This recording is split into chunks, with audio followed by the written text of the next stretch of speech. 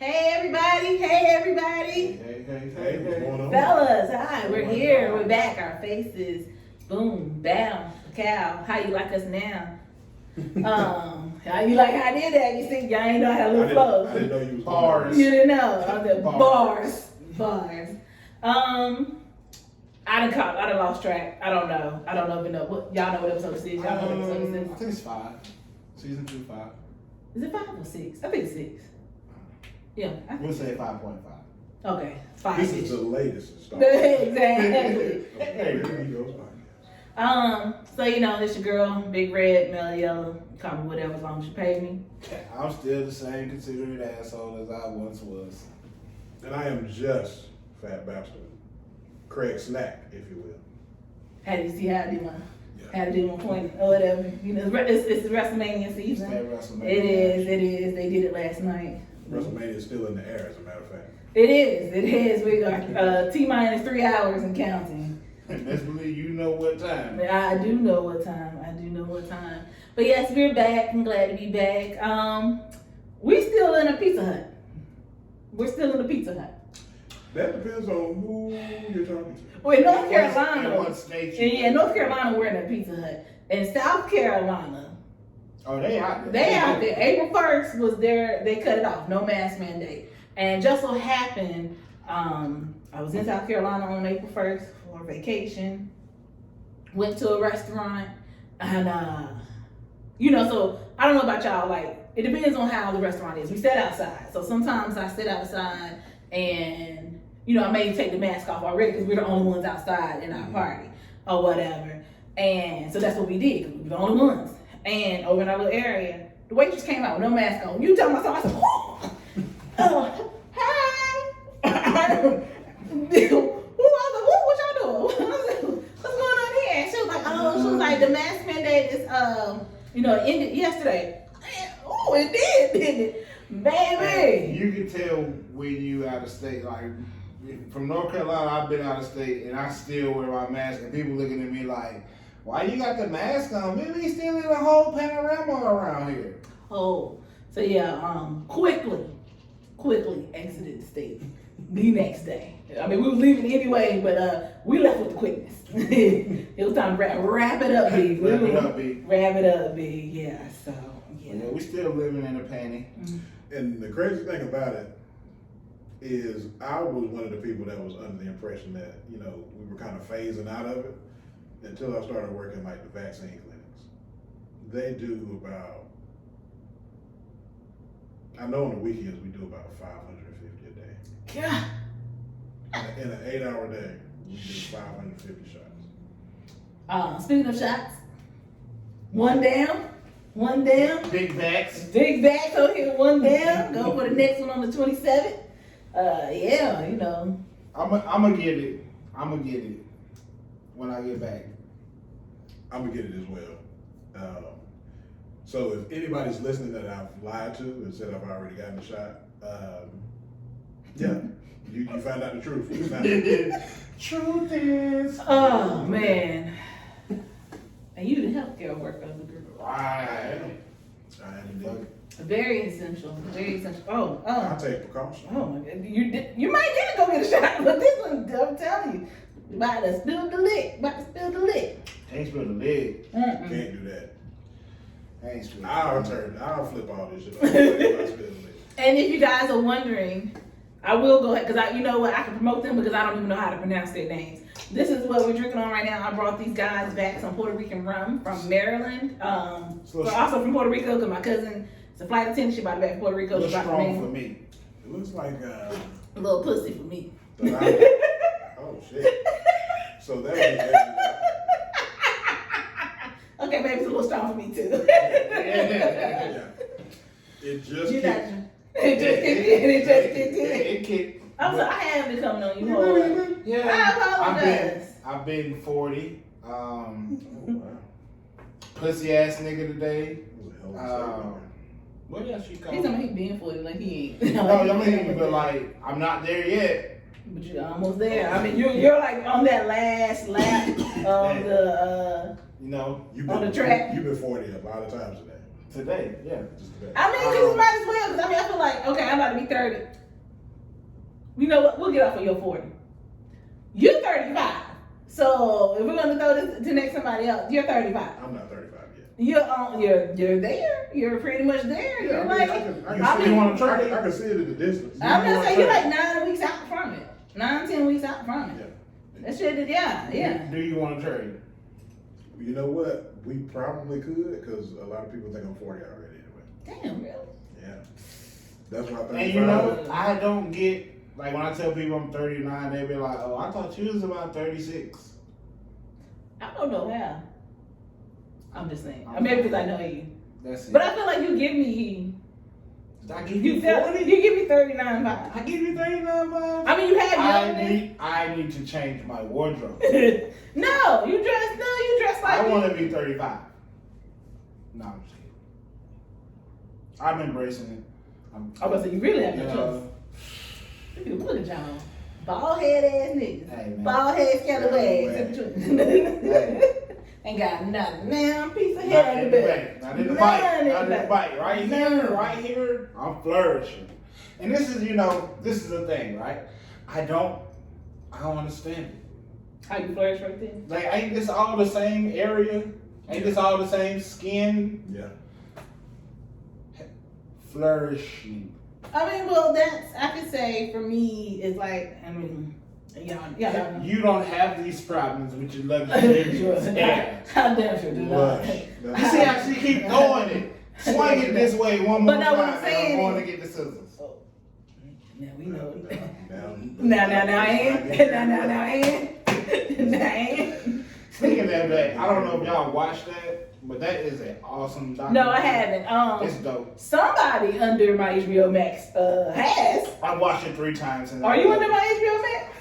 Okay, I'm gonna say somebody What has. is it? The Tina. Oh, I have. That- Man, she was, Uh, oh my God, like, that woman was beautiful. Like, absolutely drop dead gorgeous. And the only thing she wanted to do was sing. And I took advantage, you son of a bitch. I'm a Damn. repeat. But let's not take No. away his musical genius though. Hold on. Let's pause right here. No. And you've been watching HBO Max a lot. There's a couple other things. I'm like, I didn't watch the Godzilla movie. That's why I was like, that. I didn't watch Judas and the Black Messiah. I mean, this shit had me like tripping the other day when I went to go look, and I'm like, well, damn, who has access? But now I know. Thank you. I see. Okay. All right. Dang, I love you for that. Shout out to Derek. Right. Shout out to him. Shout out I know. to I'm him. over here getting upset like I'm paying for it. Shout out, yes, because I'm not paying for it. Sorry. Now, what was your question or statement? Nothing. I was just gonna kind of table that sentiment about Miss Tina. Yeah, that's for another And show. I'm gonna come back. I'm gonna come back to it in this episode. But Okay. That's what's up. All right. As Carolina fans, how do y'all feel about the hire? I was good until he told us that he had a white wife.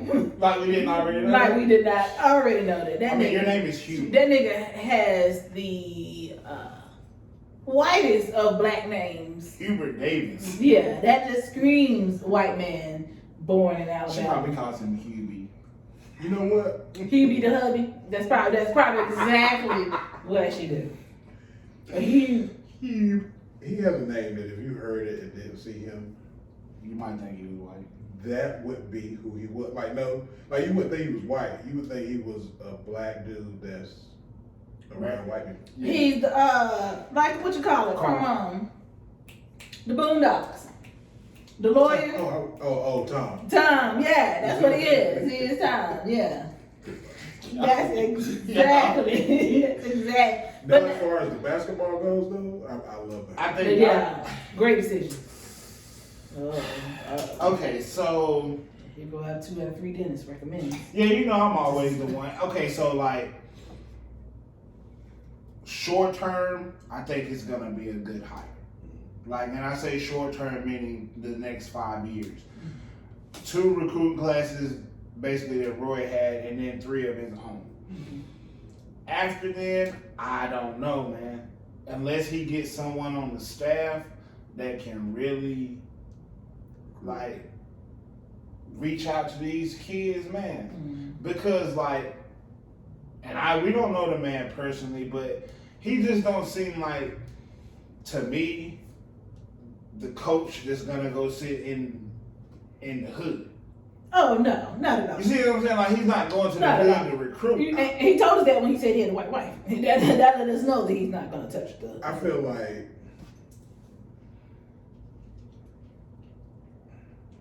like he wouldn't do that, not because that's not who he is, but I don't think I feel like he's that type of player. he's more of an X's and O's kind of guy. Mm-hmm. Yeah, I think he's gonna be the X.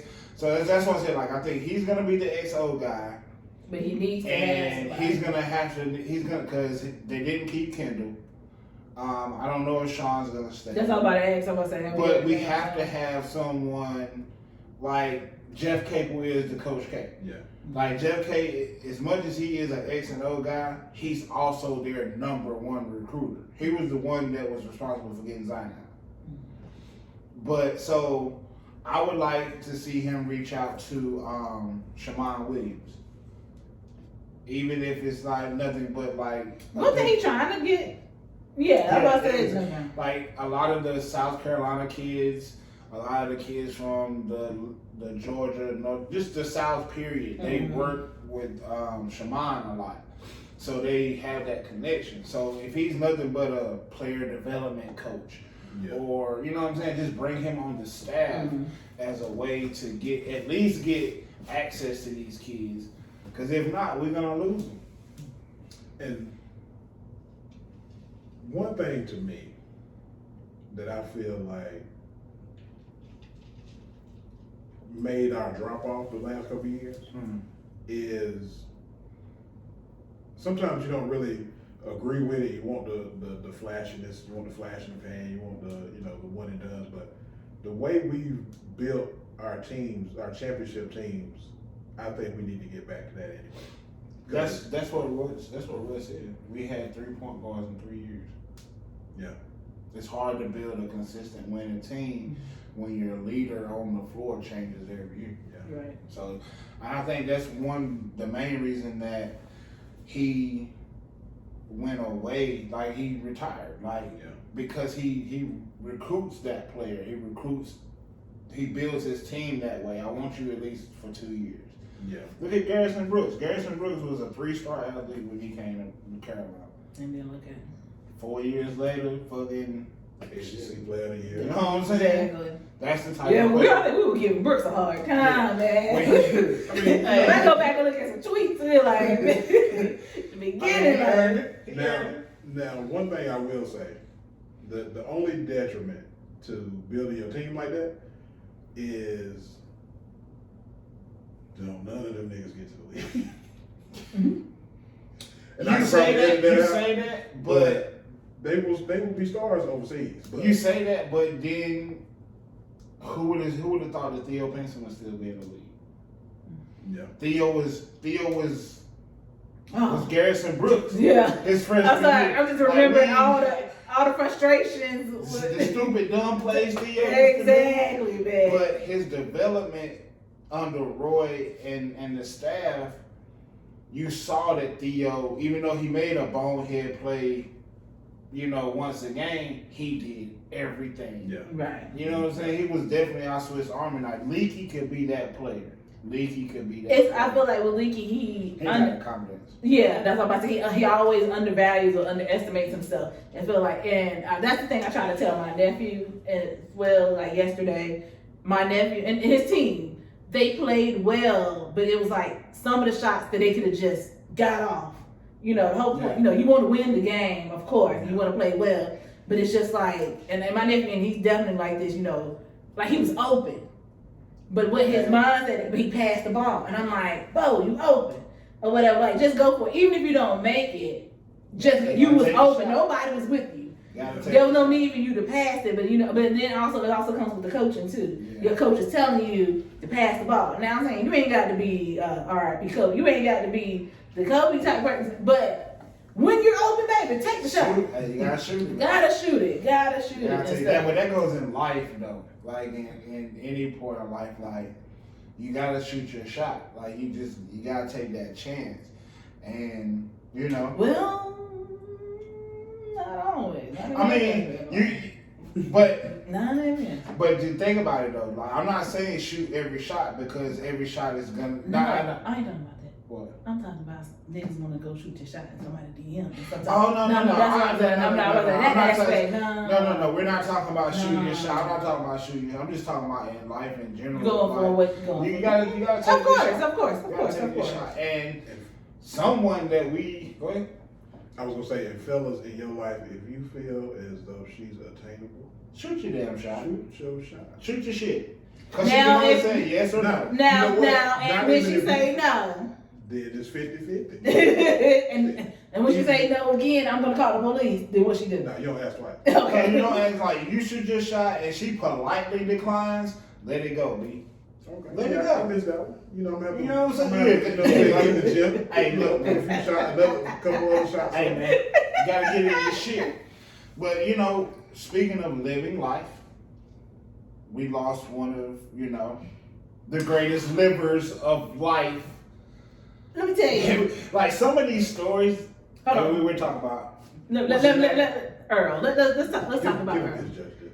Let me talk about Earl for a second. So I said this. I fell in love with Earl in like fall '97, maybe spring '98.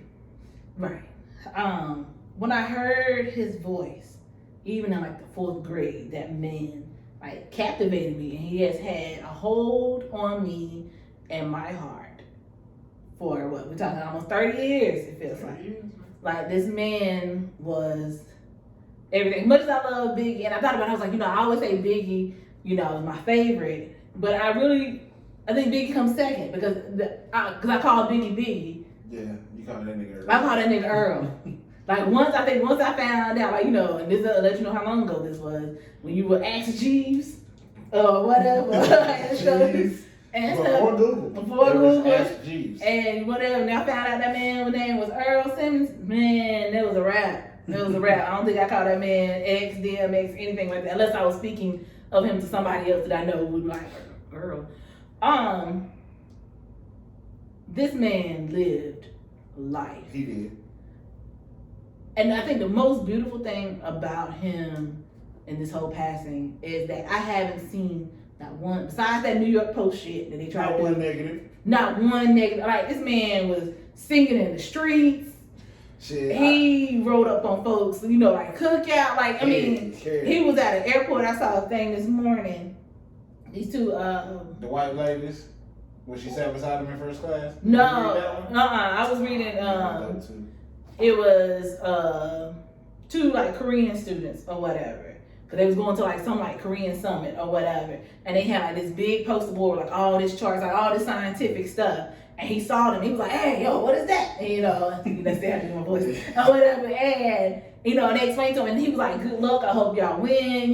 This is good." He was like, "Keep at it," and all this stuff like that. Like, this man was just he was that a man. Like, he didn't get to his status and get Hollywood. He just remained humble. Like, you don't want to.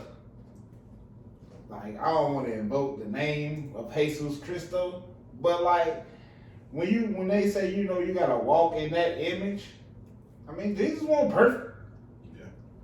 DMX wasn't perfect, but he gave so much of himself in them 50 years, man. Right. To have from knowing his story, he could have been one of the most selfish assholes in the world, and people would have been okay with that. Because of his story. Mm-hmm. You know what I'm saying? But to reach the height of what he did and still be as humble as he was, like, you don't see that too much. No. It'll never be another Earl, man. No. It'll never be another Earl. Musically, but more so like just in life. Like, it'll never be another celebrity that accessible and vulnerable. The one thing that I thought about when I heard about his passing, just in thinking about his life, is, and it's truly a testament to everything that you guys are just speaking of, is the fact that the torment that he lived through. Right. So, you know, with everything going on with his situation, for one, what stuck out to me was I couldn't imagine how it would feel to know, because I was watching one of his interviews, to know like the moment that altered your life forever. Like that one moment that just kind of sent you on a path that you didn't want to go. And the age that moment changed. Like, I thought about, sorry, I didn't want to interrupt, No, you good. but 14. 14. When I think it's about the most impressionable time in life, man. right, and you just wanna Be a kid. be a kid, skating ring, bowling alley, going to the movies, and talking on the phone all night, and whatever, the simple ass shit. And this man, It took his innocence, man. definitely. And the most amazing thing to me was to go through that for that long and still become who he became. Right. Like, Right. I couldn't imagine being hooked on drugs and then reach those heights. Like, just the fact that he lived through his height is He just a could testament. Yeah. Man, like he could have walked on water at that point. Yeah. But Real shit. I mean, that just speaks to the type of man that he was. Just And I liked how he was always so authentic. yeah. And always so open. Like, we knew he battled with drugs, and he never apologized for it. No. But he still was just this amazing guy. Yeah. Like, and it's funny. We quick to call somebody who did crack or whatever, a crackhead. But one thing, we ain't never called that man. We ain't crackhead. We ain't never called him a crackhead. And Even though we knew he was on drugs the whole time, we never disrespected that man's addiction.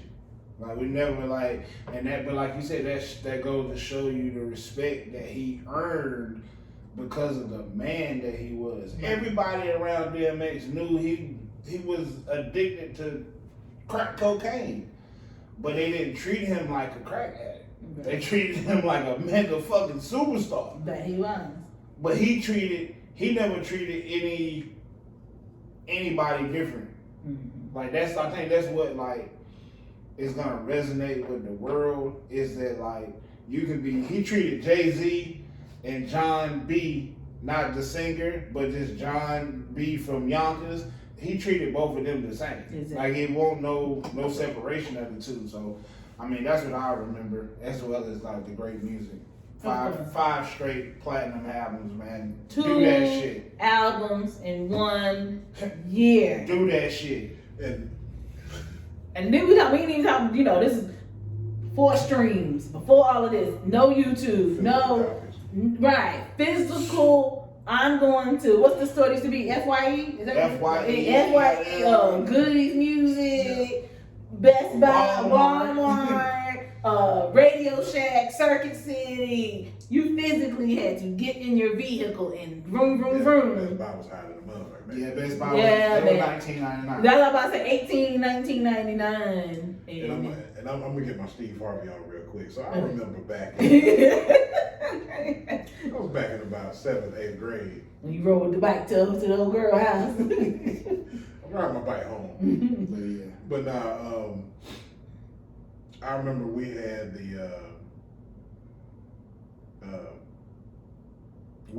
It's Dark and Hell is Hot. And he had dropped Blood of My Blood so fast that I was literally pissed that we didn't have that. Like, I couldn't even fully appreciate It's Dark because it came out that quickly, and I still wanted it that. Like, I wanted both of them. And then not only that, he turned around and dropped, and then there was X. And that's what this what, in a year and a half, 2 years? Yeah. Yeah, like from 98 to 2000. I was hot about that thing. He dropped them 3 albums. They dropped 2 Rough Rider compilations. Like, Belly came out. Belly came out. He was working on Romeo Must Die. He was the hottest thing on. Now we see why Jay-Z shelved his 4th album. You know what I'm saying? 'Cause he was- Like, he was going past man, we can keep going Yeah, we on can. and on and Earl. Chris, you did mention Steve Harvey, so we definitely got to talk about the verses. R.I.P. Yeah, I was gonna say the last thing about Oh, Earl yeah. was I'm glad that we were able to give him his roses on his. Yes, man. Even though Jason, punk ass, the gang talking about we ain't getting nobody. Man, shut your bitch ass up. We ain't gonna give, cause we ain't give got you no flowers to give you. not none. I ain't got. Every response to that post made me bust out laughing. Nah, yo, I I was was in a dandelion. Like nigga, if you don't shut the fuck up. right. That was. I'm like, man, I ain't even got a thorn to give your ass, man. Shut the fuck up. But yeah, definitely R.I.P. DMX, man. But yeah, sorry, and going to what you about to say, Steve Harvey? Who was? Yeah, and his man, just shut the fuck up sometimes. Boy, that shit was funny. Sometimes the best thing is just silence. Read the room, or read the tweets as he did. Read the tweets. Read the room. Read the room. And hearing people's reaction, I understand. That wasn't the place for it, but I understand. You know what he was trying to do. He was 14 again, kid. My thing Yeah, was, yeah. and that was supposed to resonate in everybody else around, you know, in that age group, and you know, Which is their cool. stories.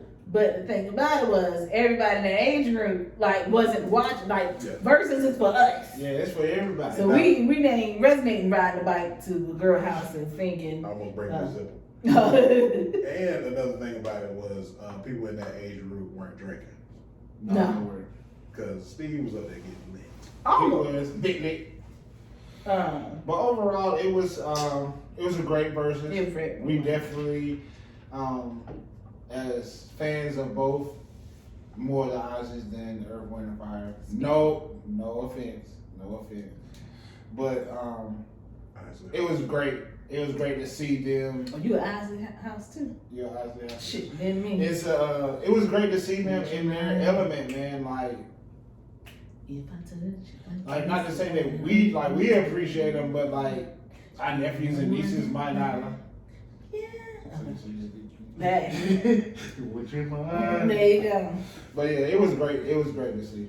I mean, I loved it. I grew up in an Earth, Wind, and Fire household. That is what we went by. That was, you know, name of James Cleveland, Earth, Wind, and Fire. That was kind of household. Mississippi Mass Choir, Earth, Wind, and Fire. How old were you when I met you? 19, 20?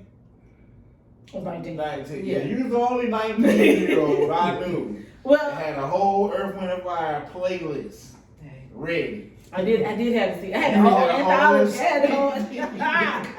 I did have the whole anthology. We went from Gucci to Earth, Wind, and Fire. Hey, my father, that was his favorite Shout out group. there, Rob. That's a nigga now. My daddy was Steve Harvey. If they would have had my daddy up there, my daddy got stories for days about for concerts and stuff. But yeah, I mean, I love the Ozzy Brothers, don't get me wrong. You know, I knew every song they were singing too. Say it again, girl. Okay. Yeah, that's that shit. But yeah, Earth, Wind, and Fire all day. That's all I needed to see, you know. I mean, then when they all got up and started singing and stuff like that, just warmed my heart. And that was the main thing for me. It was like, you know, going into it, of course, I'm a Ozzy Brothers fan. And being black, you know, you know Earth, Wind, and Fire, you got to. Mm-hmm. But it was just the fact that they could just go back and forth and back, and it was just good music throughout. Hit after hit. Like even if you were on one side or the other, you couldn't deny that you was listening to some good ass music. Great fucking music. Let's groove tonight. Out of all the battles, I don't like calling them battles. Out of all of the verses, I say it's probably number 2, number 3 for me. Yeah, it's definitely in the top 3. Number 1 is the two bays. I'm sorry. Eric and Jim. That was just the best. I would say they are probably number 2. Number 1 was X and Snoop. Not just because That was a great one. that was because it was just 2 artists with 2 great catalogs that and the reason why I say because I grew up with Erica Jill, of course. But you know, it's just like with Snoop. I mean, I was like 5 when Snoop hit and stuff like that. But still, that just kind of like I really grew up with, you know, Yeah, with you the, grew, I'm I sorry. feel you. Some of us wasn't already in middle school. Hey and man, that was the first tape that I ever bought. stuff. Ooh, Like my mama niggas bought. said tape. So right. Cassette. So this Yeah, is you gotta a- call it a cassette. Yeah, this is a Some people listen to cassette. it. So the first cassette I VHS. ever owned was "Forever My Lady" by Jodeci. My aunt said about that. Then my mama bought me two. So the first two that she bought was "The Chronic" by Dr. Dre and "End of the 36 Chambers." And then the first that I bought with money that I earned was Doggy Style. And all this shit was unedited too, folks. My mama was, she ain't gonna say she ain't care, but she was on my ass. First album I bought was a CD. It was Then Nas. tapes for me. It was Nas, Illmatic. Okay. She can't really go wrong with that. The first piece of music that you bought with your own money was Illmatic. Illmatic. Let me tell you how Illmatic and Tony Braxton's "Unbreak My Heart." The single. Yes. And let me tell you about that. So this is when I was in Maryland. Let me just explain something real quick for everybody out there. So, because I was talking about this with somebody, a single is back in the day. Had 5 different versions of the song. Same song. Same Sound like song. a B-side. Yeah. Well, then maybe you were lucky if you got a B-side. So every summer from like 5 or 6 till really like 13, 14, I spent in Maryland or whatever to be my father's side of the family. And so I guess what, like 96. Yeah, it was 96. I was up there and went to the store. We got Illmatic and "Unbreak My Heart." My cousin's father, not my uncle, my cousin's father, just got a brand new Acura. A brand new Acura TL. CD player. Both sound You systems. were lit. Leather interior. I know that car was like a hunter green color, tan leather interior. This is like 95, 96? It was 96. Oh, it was, ooh, good. So, pop that thing in there. We sitting in the car. We done turned the bass up and everything.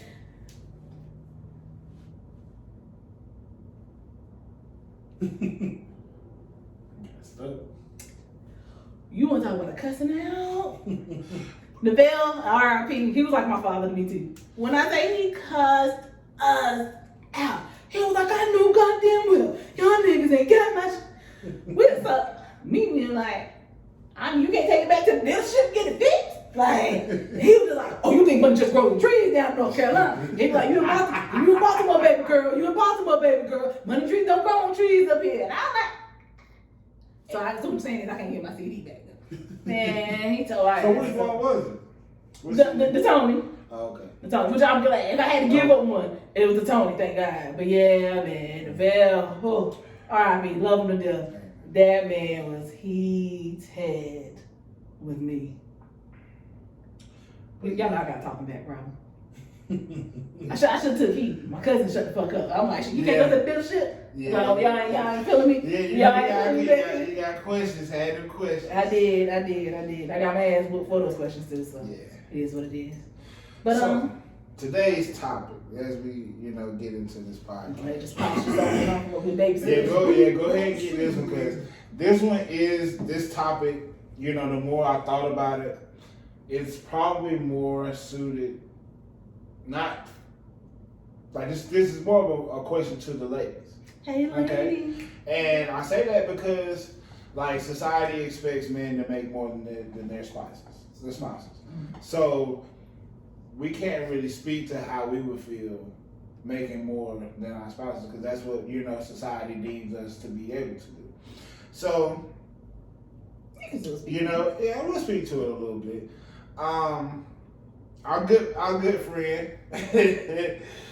What's his name? Kevin Samuels. I don't want to mess his name up, right? He gonna come and cut you. Yeah. So he He like a carry pocket knife. Call you all kinds of names. I'll lot your name. Well, he had something on his platform where he discussed females making more than their male their significant others. So it got me to thinking, like, it's just a couple questions. How big or how important is financials when it comes to A, making a decision of who to be in a relationship with, and B, do you accept, like, if you do make more than your significant other, do you wear the pants? So that's to me. So yeah, I mean, being that you're the only woman here, so I got you. Want to make sure it's my time. Yeah, But, My time to shine. So all eyes on me. I know personally you make more than me. I don't know how much Chris make over there. That's because You know he want to. nigga, You know what? you know you got coins. Just so you ain't out there alone, she makes more than I do as well. Okay, so You don't make no money. You don't make no money. I don't know what you're talking about. I don't make no money. you made more than we. I make. But so you ain't gonna say that though. Yeah. Then, because we don't even make that no money you claim you don't make. right. So let's not live right now. So being that, Ain't no broke niggas in this house. so 2 bedrooms. I pay. All bed. 1 bed. 2 pillows. Oh, my bad. I ain't trying to offend you. oh yeah, that's crazy.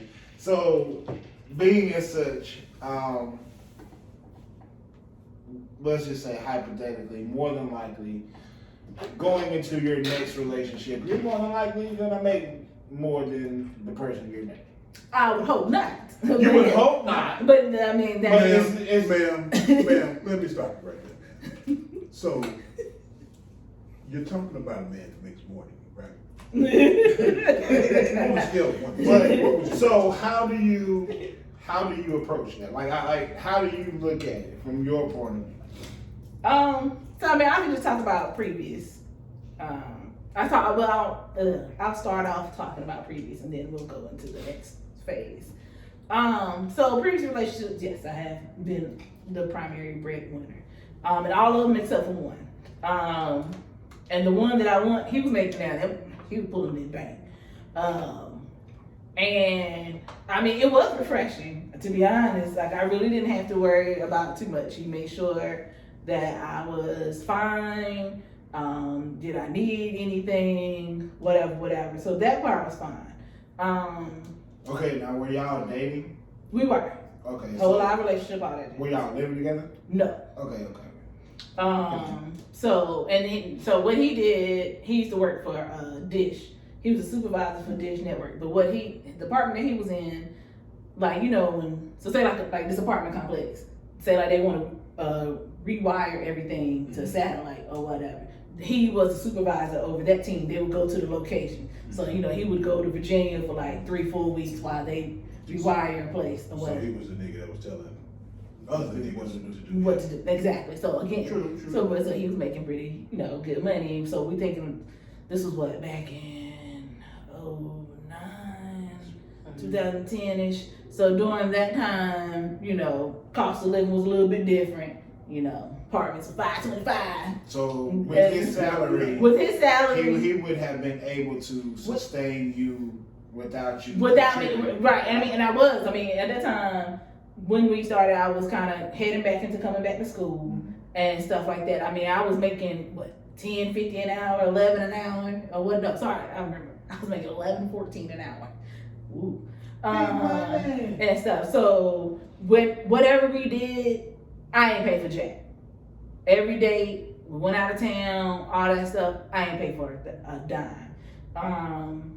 You know, he always made sure, you know, if I was low on groceries or if I needed money for a car payment, whatever, I didn't have to pay anything. So that makes a difference. All right, fast forward to now, I am the breadwinner in the relationship. I try to always go off of, keep in mind that the man is the head of the household. That is, you know, pretty much primarily how I was raised. You know, the Bible says, you know, the man is the head of the household. My father is the head of the household, even though my father makes more money, but nonetheless, my father was still the head of the household or whatever. So I keep that part in mind. Go ahead. I was gonna interject really quick to ask you a question Go ahead. because from most male point of view, from the male point of view, if they're listening to you right now, they're gonna say, "Why aren't you with that nigga now? Like what? Like oh, why we like what was it about a situation where you the guy that was making the money? you have a breadwinner that provides completely? Oh, he just didn't want to do more in life. Like, I mean, he was content with, which is fine. I mean, his job was good, but eventually we're living separate. So either you're gonna have to come my way. So while I finish my studies, because I'm like, you can transfer. I mean, this network is in every fucking, Winston-Salem is a major city in the state. Why can't you just transfer here, do my studies or whatever, and then, we go from there? But he was just like, why can't I transfer to Durham? So go at to that Central? point, his finances didn't matter. Yeah. No, yeah, his finances didn't matter because I'm looking at, I can move to Durham, but that ain't where I want to move. If I wanted to live in Durham, nigga, that's where we from. I would have been in Durham already, and it's like my life is now here in Winston-Salem. Your life can go wherever, type of deal. And he was just he leaned on his parents a lot for a lot of decisions. For him to be grown. Because if I was 21, he was like 24, 25. So, you're older than me. You're like 4 years old. Yeah. Because he wasn't even in high school when I was in high school. And stuff. So it's like, we got like a 4 or 5 year difference between us. Why are you still asking mommy and daddy, should I do this? Is this, this? I mean, I get asking, for just like advice or, just let me throw this out here to see how it goes. But it was like, he could not make a decision per se without his parents, right, without his parents' consent. And and I like his parents were nice and stuff, went over there for dinner and all that stuff like that. But it also made me feel like, oh, you better be glad you got this, I raised this and all that stuff like that. Yeah, like nigga didn't want to put no brand new toilet paper roll on the thing, like it's stuff like that. So I'm like, he's a good guy and everything. And then he also, not saying I was looking for marriage, but in my mind, when you're 21, and again this comes from females, like I said, some males may think like this, but when you're younger female, when you're 14, 15, women. I can't say, oh damn, I did say females. You did. Oh, I said females a lot. I hang with a lot of men. I corrected each one of them. I hang with a lot of men. Oh, man. Oh, okay. Oh, well. Man, y'all know what I mean. They ain't gonna say we put you up to that. No. I ain't say y'all.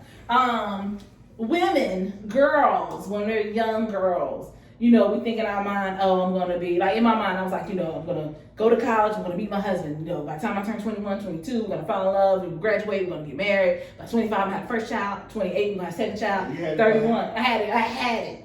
So, all right, I'm 21 now.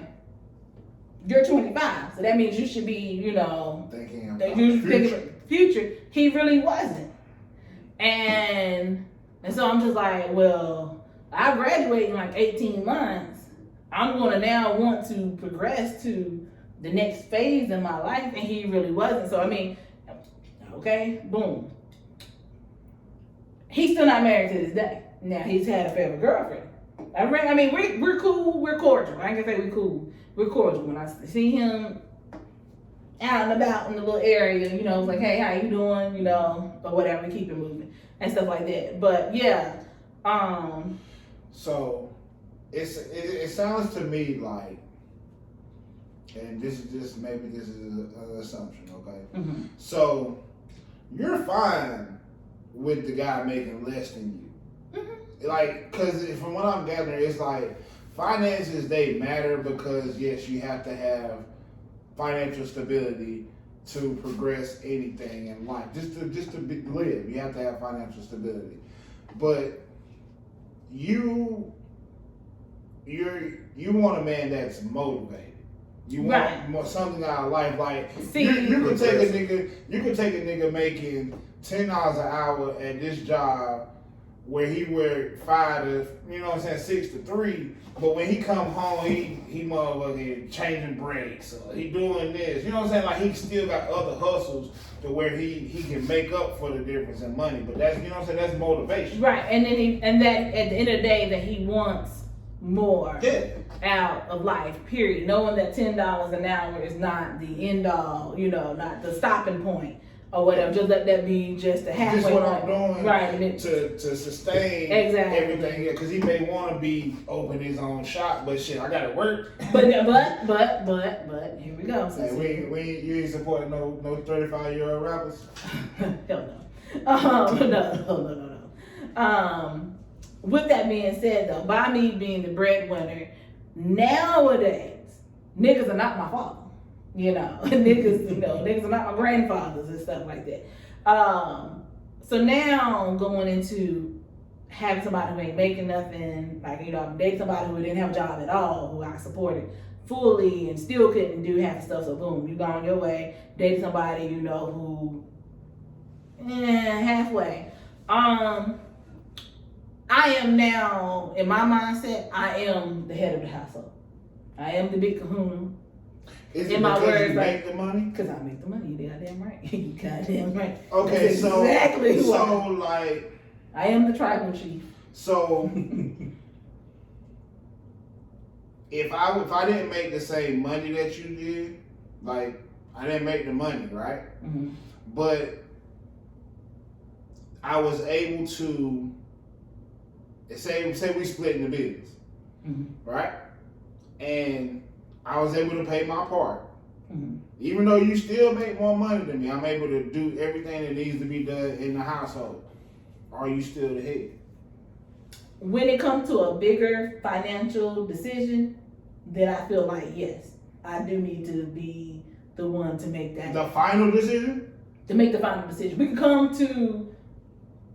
can talk about it, we can do the pros and cons and all that stuff like that. But if I don't feel like it's a good idea, then I feel like even after the pros and the cons, and y'all come to the decision, and at the last minute, if you feel like that decision ain't what you think it is, you're gonna. If my gut still tells me because you make the more money. Exactly, because I feel like at the end of the day, once your money get involved, then hey, we gotta talk about this thing. And not even that, because by me being the prime, and maybe because I'm speaking from PTSD of this happening or whatever. So if, like you said, once my money get involved and something don't go right, then cool, and then your money can't sustain it, then who we gonna fall back on? Me and stuff. And so now I'm pissed that I am now put in this predicament where my money has now had to get more involved than what it should have been and stuff like that. So then, yeah, so that's why I'm just like, if my pros and cons look good and stuff, I probably still be like, I don't know. I may or may not. It depends on what it is. So in that aspect, there's no real need to do the pros like there. In that aspect, the pros and cons that's just shits and giggles. No, not really, because the pros and cons let me see really. But I understand that part. This nigga trying to cut me. No, but what I'm saying is like, what if my future husband watching this? As much as don't feel like I can't help him alone. Hey, you better defend yourself. I'm just going. I didn't know this was about me. You gotta put But I'm just going off of like, it just seems, just from what you're saying, it seems I like get that. no matter what, now I gotta turn your way. you're still gonna make the decision. Hold my poop. So if no matter what, at the end of the day, you're gonna make the decision. It's no need to go through because I need theatrics. Because I need to see the theatrics to make sure that if I do end up changing my mind to be like, you know what, yes, okay, we go through it. I have documentation showing this is why, this decision was made or whatever. Or this is why. But that can be presented after the decision is made. Have y'all ever seen that video of the ref and he's looking at the two boxes like, yeah. So that's gonna be me right That's you right now. Oh, yes, sir, go ahead.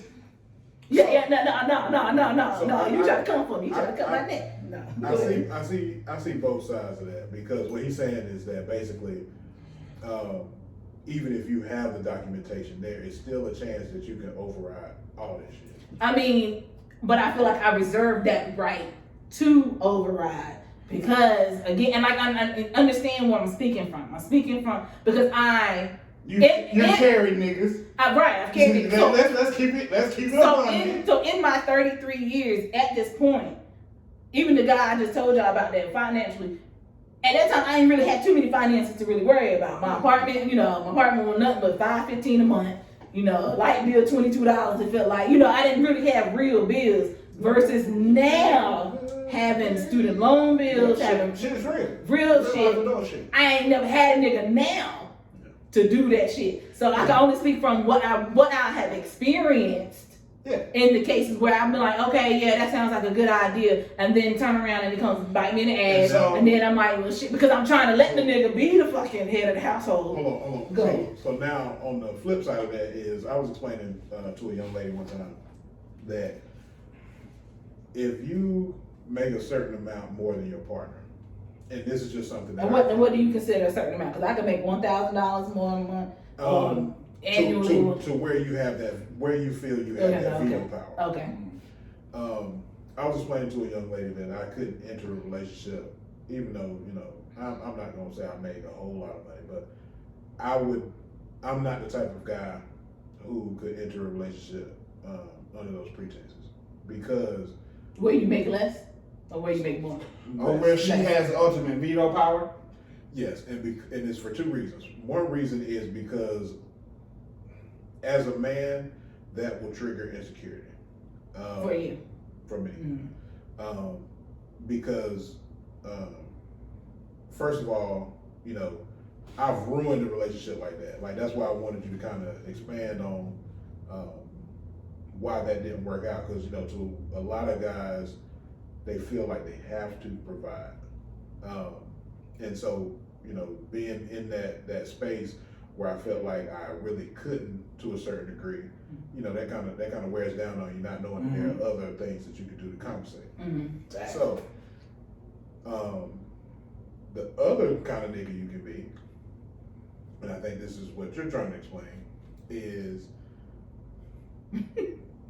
you can't be that nigga that's just spending somebody else's money. Pretty much. Like, you can't be the guy that's with a woman that makes more than you or significantly more than you, and now you want to fuck off on your shit because she can make up for it. Exactly.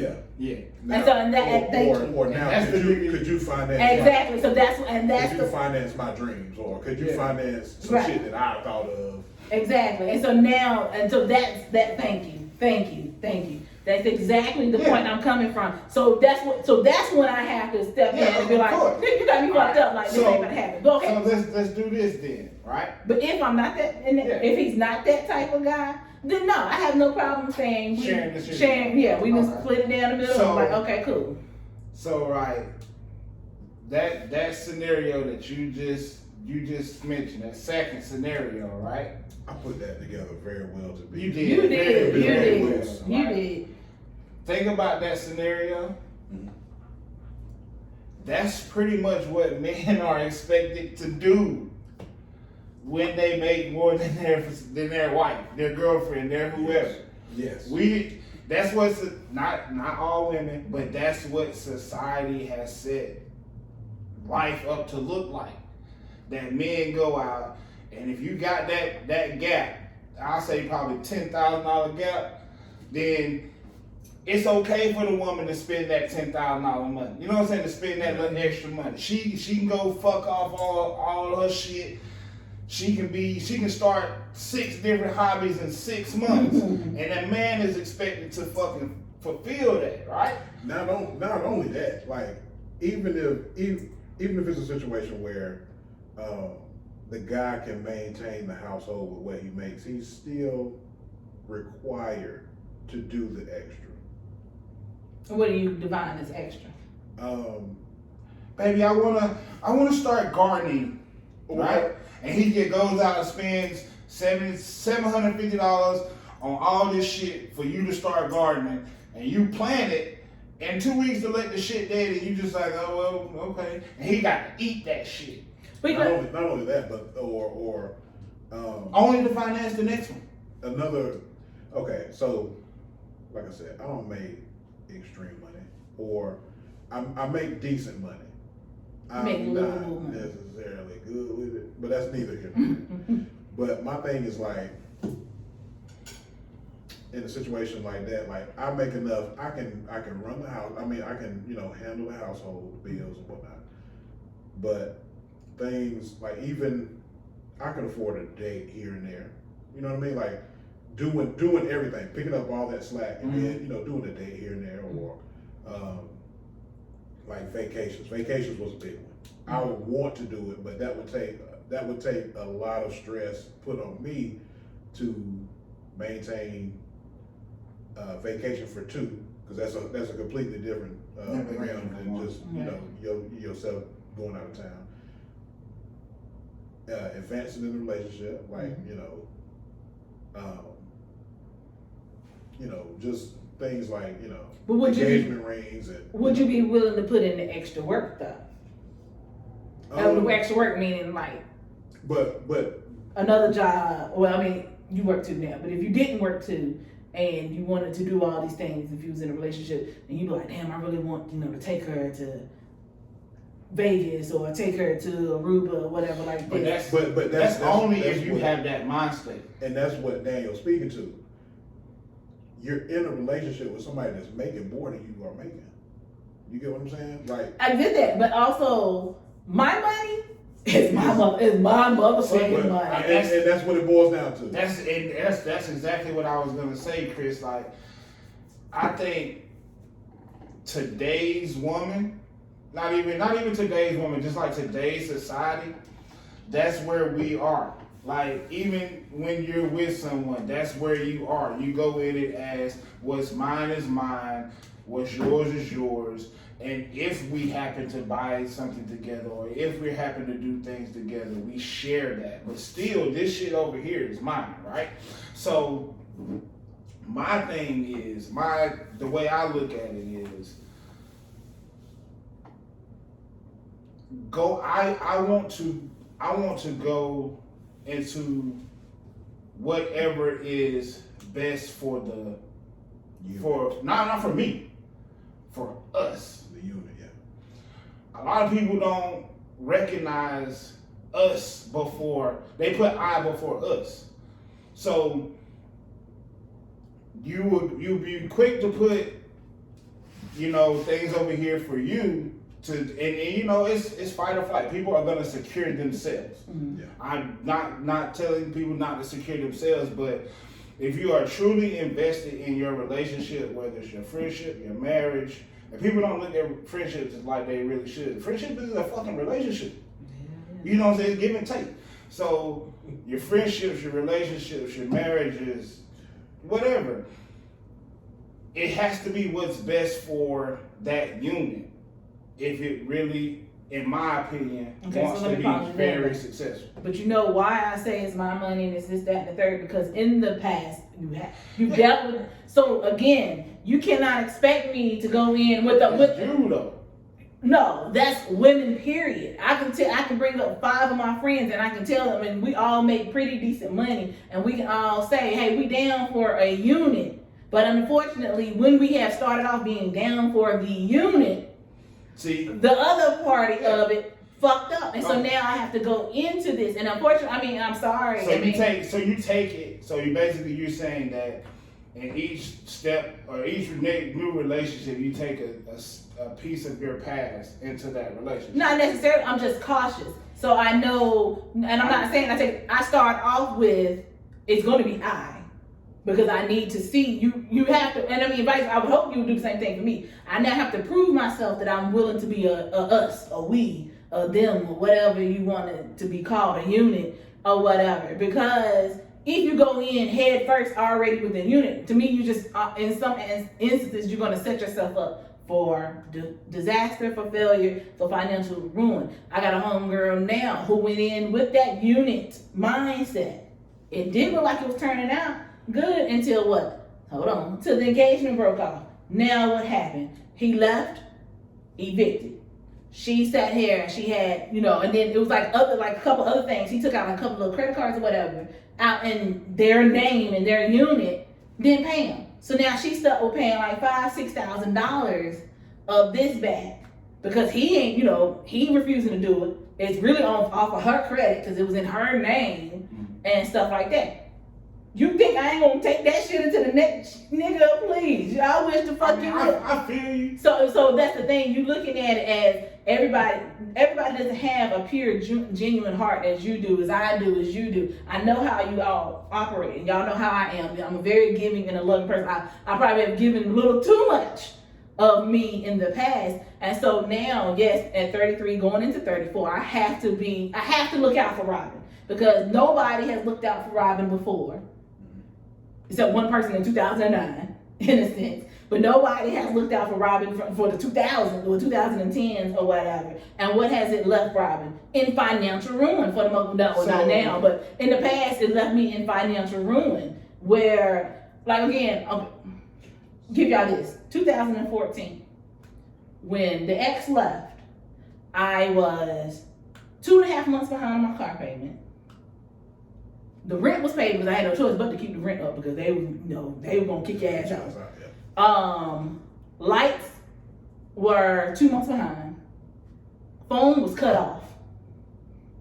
The internet was 2 months behind. The only reason why I was able to communicate is that I was able to send an email to my dad and say, "Hey, my phone is cut off because I'm absolutely broke because I've had to." I said, your phone about to get cut off. You was like, oh shit. And stuff like that. And so it took me a minute. And so, okay, I'm maxed out on, credit cards. I'm maxed out on all this stuff or whatever. I'm left in financial ruins. I'm behind like hell on student loans. Credit is, I don't know. Credit could not get it. All of this. And it took me fucking 2.5 years to get back. Yeah. I'd be damn if I go do that shit again. Totally. That's what I said. Like personally, I understand. Like I totally understand where you're coming from with it, and it's just the way that I look at it. You know what I'm saying? Like I said, a lot of this shit that we're talking about here is very personal. So like our opinions is like how we would look at it, and that's just how like dating. Yes, it's definitely I'm gonna protect myself and but once we become serious and we've had those discussions and we have common ground on where we see our future at, then yeah, at that point I start thinking about we first. Maybe then it's got me in trouble. I'm about to say that's why I'm about to ask you. And where are you now? I'm not going to stop thinking that way. I'm not saying you should, but I see. Yeah, you can't. Not if you're a man, you can't think that way. Yeah, and that's the thing, though. Like, well, yes, I feel like though today's, I feel like, and maybe this is just me. I don't give a fuck how much a woman make. Like for real, you can make $10. Or you can make $100,000. I don't care because I don't put that much on financials when it comes to choosing who I'm gonna spend the rest of my life with. Because financials are gonna change from the day you start dating to the day you end dating. Your financial that's like the X in any equation. I wanna know what's gonna stay constant. But wouldn't finances, because I just told you this a couple of hours ago, how I was raised off of. And this is coming from parents that is about to celebrate 40 years of marriage, of wedded bliss, and all this stuff. I came from, there's no romance without finance. Because as you said, yes, finances change, but baby, when y'all ain't got no finances, what the fuck? Y'all won't just kiss on each other and be like, I hope we make it? No, somebody better be out here shaking hands on the corner or something. I don't come from that. I don't come from that. Like, I was raised by a single mother. I come from survival. Like, literally. Speak on it. So, preach, brother. I hate that fucking word. It's survival. What, survival? Yes. But it's the truth, though, that's the truth. Chris. That's the motherfucking truth. And that's where I've come from. So I see that the successful relationships that my mom had, it was never about finance. Cause she never asked these niggas for nothing. She wanted to know what was gonna remain constant with you, yourself, your person. So that's where I've always followed and catered my relationships for, because my finances are gonna change. I'm either gonna make more, or I'm gonna make less, but it's not gonna change X, Y, Z, A, B, C about me. True, but at the same time, sorry, and I'm gonna just because I know you've been dying to get over here. But no, true, and that makes sense, and I understand. I mean, that really is how you should look at it. But the reason why I say finances does make a change, because you got to know, and y'all know this, you have to know how that person handles making more and making less. Because when you make less, then you got to shift some shit. So you got to that's be, the thing, right? So you got so to this is my thing, right? We're gonna let you speak. No. I'm gonna let you get in, Chris. Yeah, Okay, so you're like with Okay. the up and down of the financials, you want to know how that person is able to manage that situation. So, and my thing is, I'm up when I got a little money. I'm down when I don't have a little money, but I'm still the same person. You see what I'm saying? But that's you, and that's me. I mean, because why we know. So I look for that in my significant other. I don't give a fuck about how much money. But you ain't gonna know. Most time you ain't gonna know that motherfucker is low when they ain't got no money, because how would I know how I'm gonna be when I ain't got no money if I ain't never had, I ain't never got to that point. But you can still see that. That's what I guess that. But I feel like Brandon Marshall. But this the thing that like I don't look at a person's finances. Like I don't. Like right now, I make more than she does. I don't care. She can make more than I do. I've dated a woman, the one that I talked about in the last episode that showed me all the shit. When I was fucking with her, she made 2 to 3 times more than I did. But she didn't look at me any different. It never changed Tell her, I might even find her. It never changed the person that I was to her. So that's why I said like. I'm about to say, and it don't, because I didn't look. I mean, I don't like you said, I make okay money. I'm pretty decent with it. So now I'm looking for somebody to make more than me. But in the past, you making less than me didn't really. You want a man that makes in the vicinity of the top 1 to 3% of men. Is that what you're asking right now? Like what would you rate yourself? Because like okay, so it's like look at your hand. So going into your next relationship, and you say you want somebody that makes more than you, but we all know that you don't need, right? So we almost made it through. So going into your next relationship, this is gonna be my last question, and I'm gonna shut up. So going into your next relationship, how important is the amount of money that person makes versus how they're able to manage the money that they do make? Rather for you to be able to manage the money that you do make, that is always important, because that rather than the actual dollar amount. Exactly, because money management is what's going to sustain. See, that's that person. See, that's we saying the same thing, we just saying it different. So nigga, you're worried about the money I don't know what the fuck management. you talking about. No, but you said you worried about the money management, but that's like money I management. also worry about, that's the person. I'm gonna tell you now. Like, are you frivolous? Or I am now accustomed to a certain. I may not look like it, but I am accustomed to certain things now. I'm accustomed to a way of traveling. I'm accustomed to a way of stuff. Y'all know. I don't really. But you said yourself for that though. I did, and so now I need you to match me with that. Ma'am. You're 35. With no kids. So It's you. being that you're accustomed to certain things, right?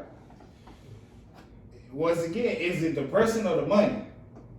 Both. Because I can provide you. Okay, so give me an example of something you're accustomed to. Traveling. Okay. Niggas- You can travel, right? We can travel. Are we traveling expensively or are we traveling on a budget? Because you can do both.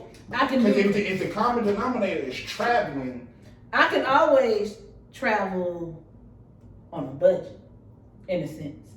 But see, that's the thing. What is the budget? Because when I hear travel on the budget, I'm hearing Red Roof Inn, and that y'all know See, my head, the pillow will not be when at I Red- say like when not I say be at nobody's travel, Red Roof Inn. like if So no, let's do this. Everybody, Vegas. That's where you want to go. You go to gamble. I can go to Vegas because I don't really gamble like that. So I can go to Vegas with $800 and come back with $400 for the most part. You know, if I'm good with it, and that's with doing activities, going out to I a would nice come dinner, back with more than that. and stuff like that. And that's only because I asked where did you go? My first thought was $800 in spending money. $800 So now I spending gotta money. come up with travel at No, everything. I guess she's saying that like all that's All that's taken care of. Oh, But still, yes, you do gotta come up with all of that too, yes. So, and that's because I know where I want to eat at, and I know what I want to do. So you have certain expectations. Exactly, I have certain expectations, and so, and Yo, and say, let's say it together. You're bougie. what You done got bougie. What these in your niggas age. want? What these bitches want from a nigga, But man? you have but your a standard bouginess, I have a her standard. bouginess and her standards have been set by what she has done for herself. Not necessarily. Yes, what I've done for myself, but you blame Rob and Bessie for that. I mean, but Because it's what I know. It's all of what I know. It's all what we did So- and stuff. So and I guess that's where I'm coming from. Like, you know, y'all are accustomed to certain standards. I was just happy to goddamn go. You see what I'm saying? So if I'm just able to go, I can make it from what it is. Like I don't have standards that I don't have to. I can stay in the Red Roof Inn and make it just as exciting or make it just as enjoyable to me as you staying in the fucking Hilton by whatever as it would be for you. But you are accustomed to that. that's true. I'm accustomed to, like I said, we love survival. But they both equal the same thing in a sense too. Nah, it does, but it doesn't. You said it It don't. does, but it doesn't. It's just two ways of living. Y'all lived a lot on love. We lived on survival. Because, okay. Like, Yes, I okay, didn't that's take my fine. first vacation until I was 16. But go ahead. Go ahead. I'm trying to see what I want to do first. How? We said It's a lot going on. We said It's a lot. It's a lot going on. We'll just speak and we'll just. I think I'll get to the joke first. So I came up with a bit, right? Mm-hmm. Because I'm a comedian in the car. Not in the car. So I came up with a bit that perfectly encapsulates your thinking. Okay. And we solely have to blame the fast food. Because. So with the boom of fast food, who typically worked there? Us. The generation before us. Oh well, yeah. Like, our moms, Oh Yeah. yeah. people in their 40s and 50s. Right. Mm-hmm. That gave women a sense of independence that the previous generations didn't have. Like, Exactly. your granddaddy had a job working at the warehouse, At the mill. It was on the warehouse. It was at mill. the factory, making enough money to sustain a household with 12 motherfucking kids. Even if he had to build a house his goddamn self. Exactly. My granddaddy was a janitor. But go ahead. Like, grandmas really didn't work like that back in the day. They did. They did not. My grandmother did not work. And if they did, it was more so, like, They was house workers. yeah, they Clean. clean somebody's house, They watch clean. somebody's kids. You know what I mean? So, I mean, yeah, True. we have McDonald's to blame, not to blame, but, if the reason why we're having this discussion right now, if you really think about it, it's because of McDonald's. Like, I see what you're saying. I think you said, yeah. It gave them a sense of independence from which they were able to be seen in a light that where women could be productive workers, which in turn they pass down to their kids and their kids and their kids. I mean, with their daughters and their daughters and granddaughters and so forth. And let me also state this. And it took from us, or we maintain that feeling of having to have in our minds like, hey, what if we had 10 kids? What the fuck am I gonna do? You get what I'm saying? Like, we still have that ingrained in us, but then we Who is we? I mean, a man of integrity. You got 10 kids on your brain? I mean, I thought like that. Oh, shit. Like, My mama is the youngest of 10, so my mama's the youngest of and 7, I thought and I've about been like, well. damn, how did my granddaddy do this? You know what I'm saying? Could I do this right now? Basically, both of my parents are the youngest. So you never thought about like, could you be a mother of 7? No. Shit, No. you could if No. you could if you ain't have to lift your finger. Probably so, but and this is what I was about to say. I think the reason why I am the way I am is because of who my mom is. My mom she wanted more for her life. Like I said, both of my parents are babies of the babies of each their family, a baby of 7. Mm-hmm. And so both of them went to college and they wanted more. They knew there was more. And my dad grew up in the city. He grew up in Durham, so he was a little bit more advanced, I guess you could say. Mm-hmm. But my mom, somebody who grew up in the rural part of Orange and Caswell County, knew she wanted more. There was more to life than to be a home worker, what's a housewife? Sorry, I'm trying to say home health care. A housewife or somebody's secretary. That was really like the elite job. Mm-hmm. You say blame McDonald's, I blame shoulder pads for letting them and Xerox and all that, Kodak and all that. And so they ain't really have no backbone. They were just ass. So seeing her, and she's always worked for her money, worked for, and my mom, homegirl made good money too. Both my parents made really great money. And, I see her work for everything she has. So in there was a time like when my dad got sick, and matter I even say that in 2002, I think I was a sophomore. No, I was a junior.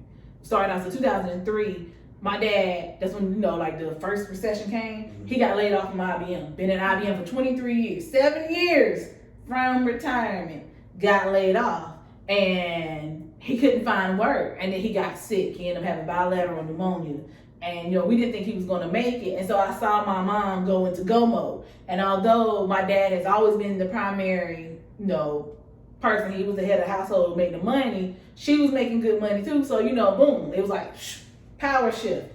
And so I saw her go for it, so I'm like, well shit, she going for it and I can always go for it. And she's always said, make sure you have your own money. Not saying don't let the man not have his, make sure he pull out his wallet first and stuff like that. But if he don't have it, make sure you have it as well, so you can continue to sustain the lifestyle that y'all have, so it won't be any interruptions, so you don't go behind on bills, or you don't go behind on a lot of stuff like that. But again, that comes from a mindset where both of them are making just about the same amount, or no less than team. Right, it's a She team. had a part. Right, and they, like I said, and they were kind of in the same boat financially. But when you get now, here we are in 2021, where the shift has changed a little bit, where the woman could be making 10 to 15, or in your case, 2 to 3 times. So apparently she was making $100,000 a year. No. I mean, at the time, No, but at the time she was making.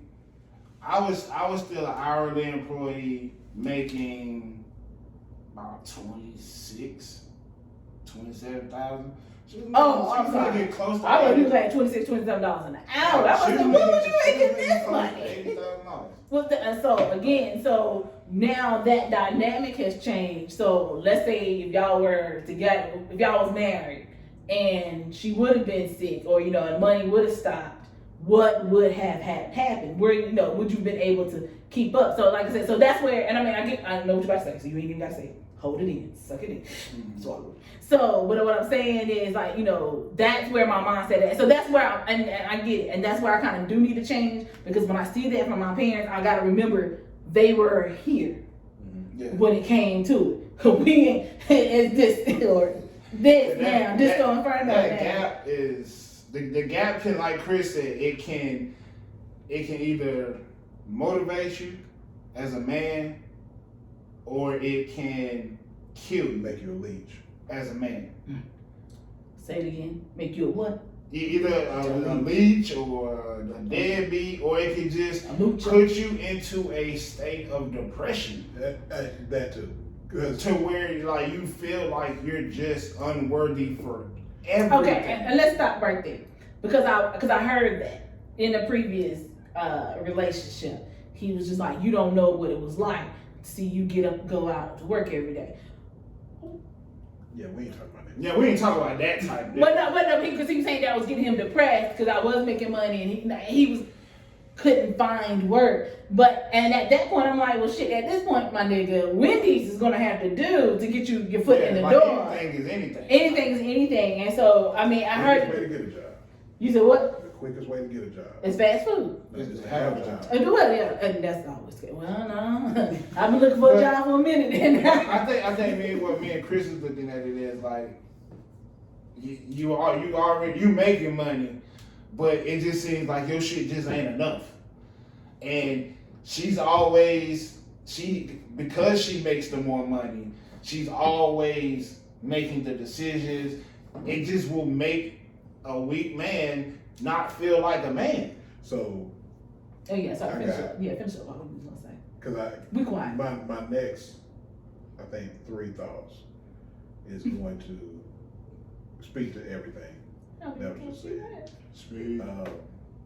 So I'll start off with, let me see.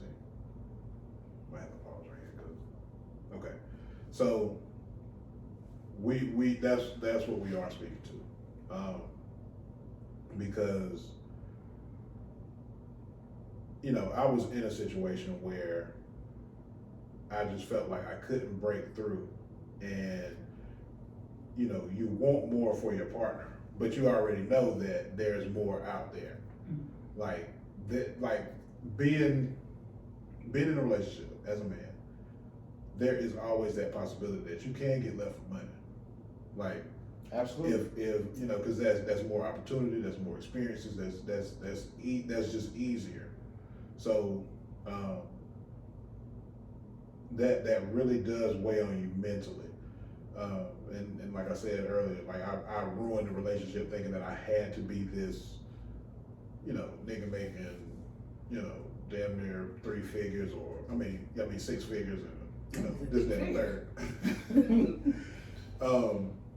But another layer on top of that, to kind of help with that depression, and like I said, not speaking about guys in your situation. Like I don't understand how a man can't have a job, but that ain't for me. I got a job. I got 2 of them. Say it again. Let them know. Hey, how many? How many you got? I got 2 of them. All right. But Flex on us.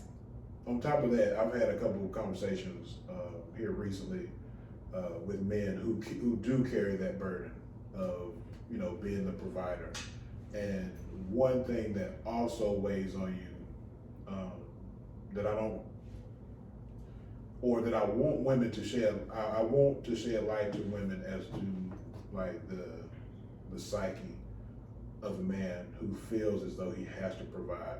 One is he's going to feel like that there's somewhere that he needs to get to in order to secure you. Mm-hmm. And then secondly, that there is a level of appreciation that he expects, even if he doesn't make more than his lady. If he puts in that effort of being the caretaker of the expenses or the home, there is a level of appreciation that has to be there in order to reinforce his value. Mm. So it's not necessarily how much you make as a man, because that's already going to weigh on you. Mm-hmm.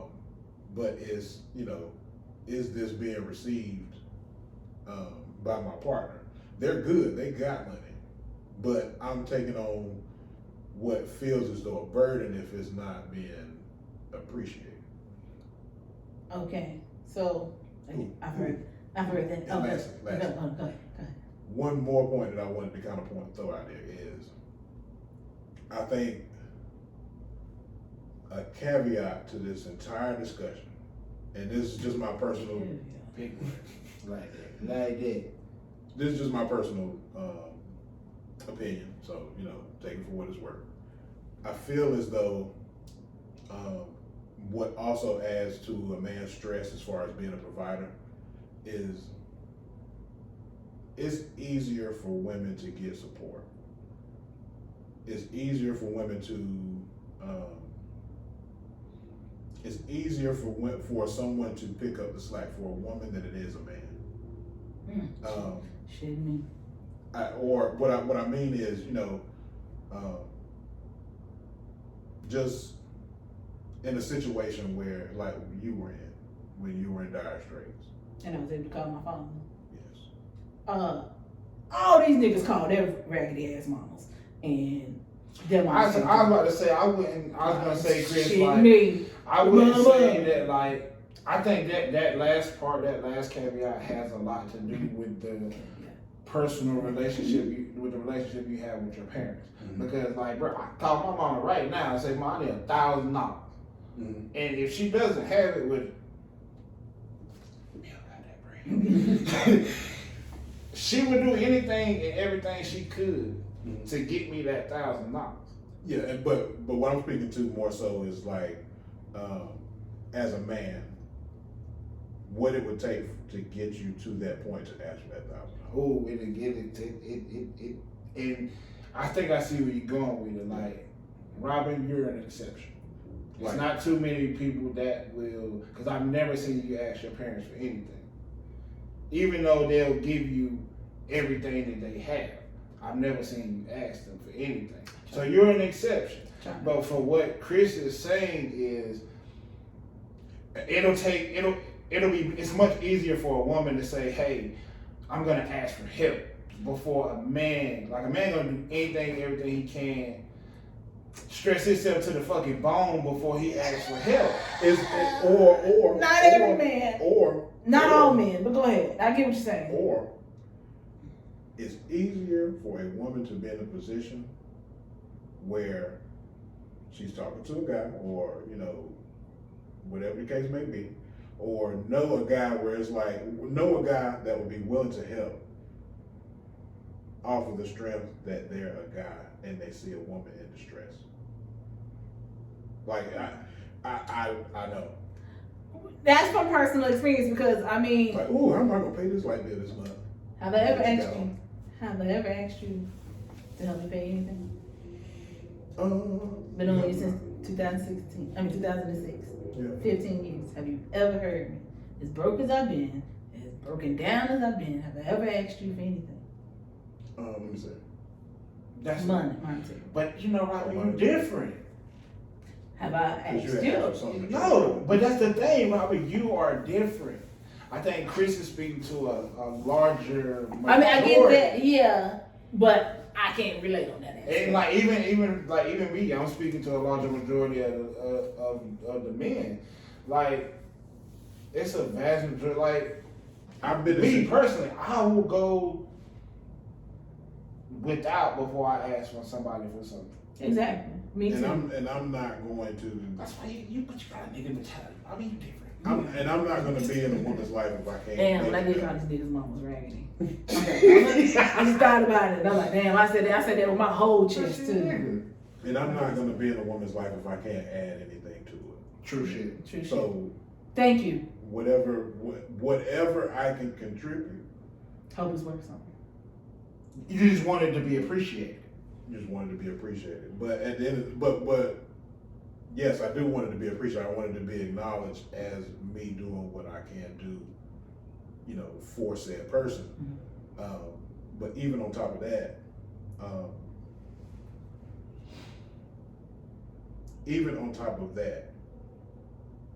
I think it's kind of expected of a guy to offer said help if they see a woman in distress. Like, if you were with a guy and you like, hey, these lights about to get cut off, and he like, well, damn, I'll go buy some candles.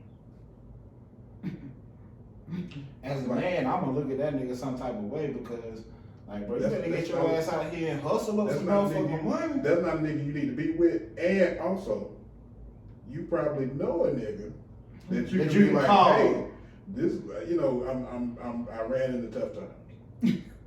I'll pay you back at the very least. I'm in a bind, Nate. I was about to say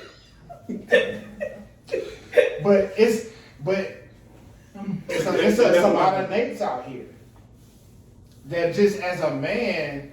Okay, no. Off camera, can you happen to provide a couple of numbers and stuff? I have a couple of Okay, let me rephrase You might this. have to take a Okay, few pictures. I feel okay. So Ain't nobody. not a native, but it's men out here that even like Chris said, if I see you doing it, even if you ain't mine, I'm just gonna, cause that's the type of men that they are. They're gonna. I mean, and I'll say this.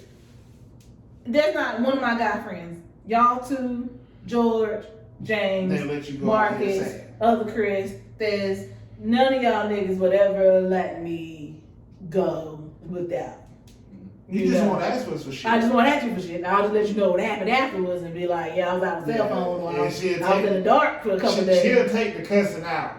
But after y'all will come in if I needed, help. And so that, I will forever be grateful and glad to know that I surround myself with a group of men who are upstanding, good men who do all that. But look, this is a part 2. Yeah, we're definitely going part 2. We got to go a part 2 series on this. Yeah.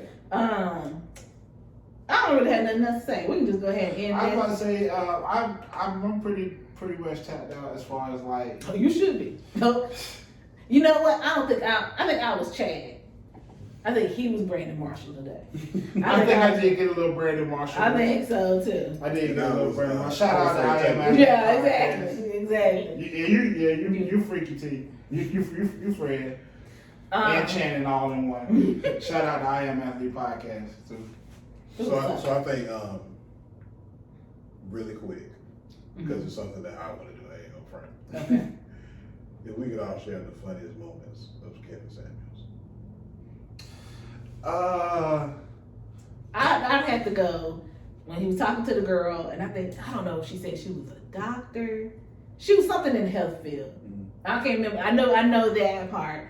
And so she was just like, these men out here don't want a woman like me. They don't want an independent woman or whatever. So he was like, now how old are you? And she was like, I'm 37, and I make $130,000 a year, and I drive this and this, that, and the third. He was like, but look at you. He was like, I can already tell the top you have on already screams like Goodwill or something like that. I'm like, oh. Yeah, my name is tough. I was like, and he was like, and you'll rate yourself a. She was like, I'm like an 8 or 9. She was like, and he was like, bring that. He was like, I think she said a 9, and he told her to flip it to a 4. Yeah, he always like my favorite thing is when he asks them to rate themselves, and he always say, don't say 7 because you're not average. I was gonna say it's 2 for me. One was this one lady. She was making 6 figures a year, and he had her rate herself, and she was like, I might not be all that. I'm a 6. He was like, ma'am, you're a 6 on your best day. Let's be real. Oh, that woman from North Carolina too. Damn. And she was really making her Right. And then the other lady that rated herself a 10, he was like, you know what? Okay, we're just gonna go ahead and end this right now. We're just gonna go ahead and end this call because you're delusional. Oh yeah, he's cutthroat. I mean, I think what it is with Kevin is just like some of the shit he says is the truth. Some people just don't like who's delivering the message. Shock value. It is definitely. But yeah, we definitely gonna continue this part 2. Absolutely. Yeah, it's definitely needed because I'm about to get into y'all asses. You hear me? I'm about to dig in y'all asses. She ready. First of all, you're gonna change your verbiage. Yeah, that I did. And you know what? I had to stop because I was about to do this. Right. Emotions. You see None that? of that. Don't get that For the freaky, sneaky people that follow us, here's she the one. I could. Didn't you say you wanted to get into pegging? I did. I can see you doing that shit. What is going on outside? They film in Fast 8. No, it's They Fast about 10. 12. It's like Fast 10. They're on Fast 8? I thought he died on Fast 7. No. No. Yeah, they like on like 12. Yeah, they have about they up there. Man, they done started a whole new franchise. Matter of fact, we feel like we're on NASCAR. And that's what I feel like. We are over here about the speedway, not too far from the speedway. That was Evil Knievel.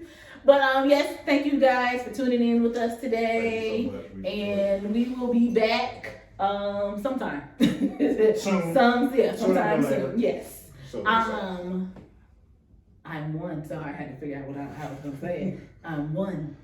2, 3. Amigos.